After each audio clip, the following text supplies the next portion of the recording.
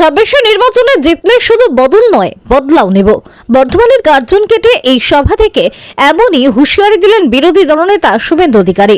রবিবার হাইকোর্টের নির্দেশে বর্ধমানের বড় নীলপুর মোড় থেকে কার্জন গেট পর্যন্ত পদযাত্রা করেন বিরোধী দলনেতা শুভেন্দু অধিকারী। দুপুর 2টায় মিছিল শুরুর কথা থাকলেও মিছিলের লোক না হওয়ায় প্রায় 2 ঘন্টা পর মিছিল শুরু হয়।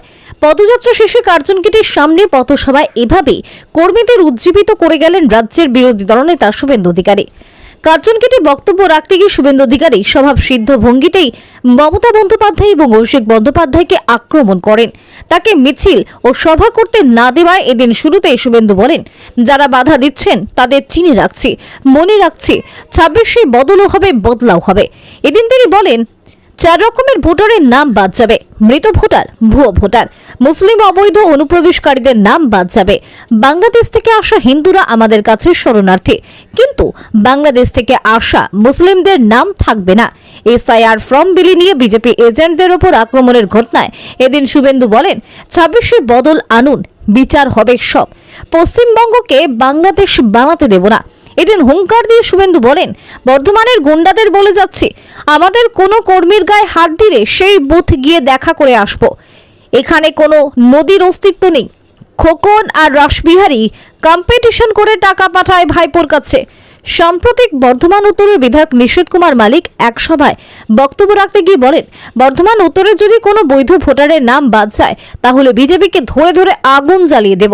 আর এই কথার পরিপ্রেক্ষিতে শুভেন্দু অধিকারী বলেন, নিশীথ মালিকে বাপের নাম যদি ঠিক থাকে, আগুনে পোড়ানো তো দূরের কথা, একটা দেশলাই মেরে দেখা। বর্ধমান থেকে সঞ্জিত কুরি রিপোর্ট। বর্ধমানে কোন নদীর অস্তিত্ব আছে? বালি বলো না, এখানকার আইসিরা কোটি কোটি টাকার মালিক হয়ে গেলে কম্পিটিশন করে ভাইপোর কাছে টাকা পাঠায়। খোকন আর রাসবিহারী কম্পিটিশন করে টাকা পাঠায়। কোন নদীর অস্তিত্ব নেই।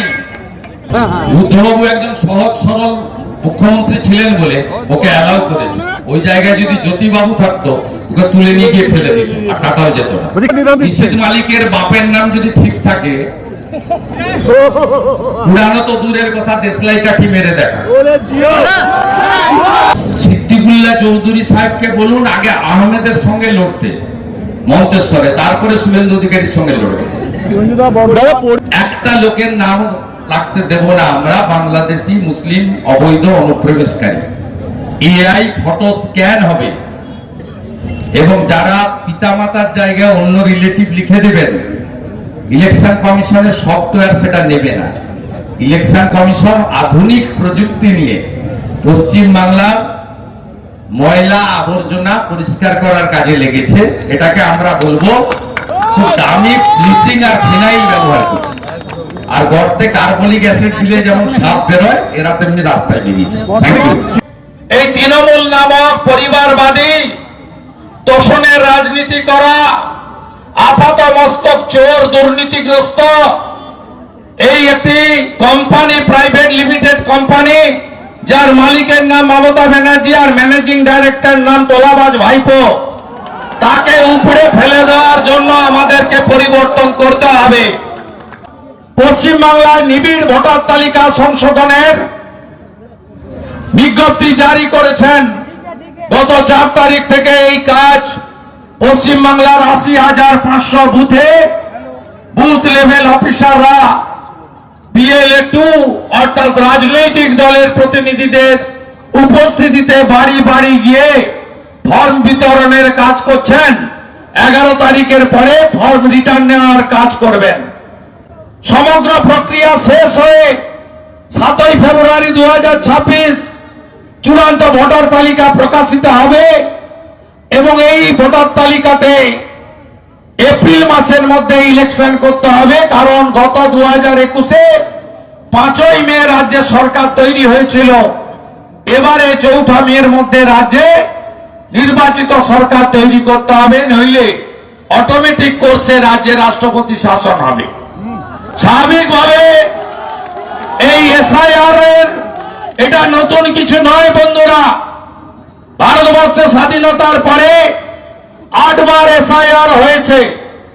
কখনো কোথাও এই জটিলতা, মিথ্যা প্রচার, মমতা ব্যানার্জির মতো মিথ্যা প্রচার, তৃণমূলের মতো মিথ্যা প্রচার কেউ কখনো কখনো করেনি। স্বাধীনতার পরে 8 বার হয়েছে। এই ভোটার তালিকায় 2002 সালে এসআইআর এ পশ্চিমবঙ্গে 26 লক্ষ নাম বাতিল হয়েছিল। এসআইআর এ 4 রকমের লোকের নাম বাদ যাবে। মৃত ভোটারের নাম বাদ যাবে, ডবল ট্রিপল এন্ট্রি ভোটারের নাম বাদ যাবে, অস্তিত্বহীন ফেক ভোটারের নাম বাদ যাবে। বাংলাদেশ থেকে খালা মমতা ব্যানার্জি 540 কিলোমিটার বেড়া দেওয়ার জন্য জমি দেয়নি।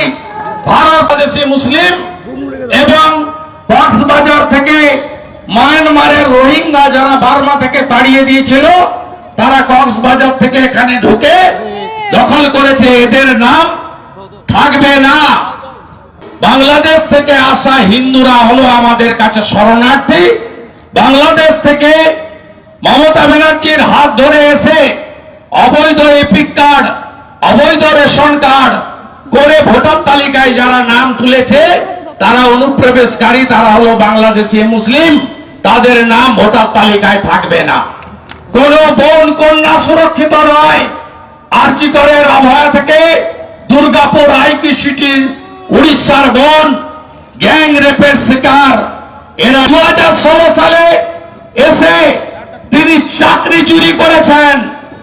2026 সালে যদি তিনি আসেন, আমি আপনাদেরকে পরিষ্কার ভাবে বলতে চাই, হিন্দুদের তাড়ানোর কাজটা সম্পূর্ণ করবেন।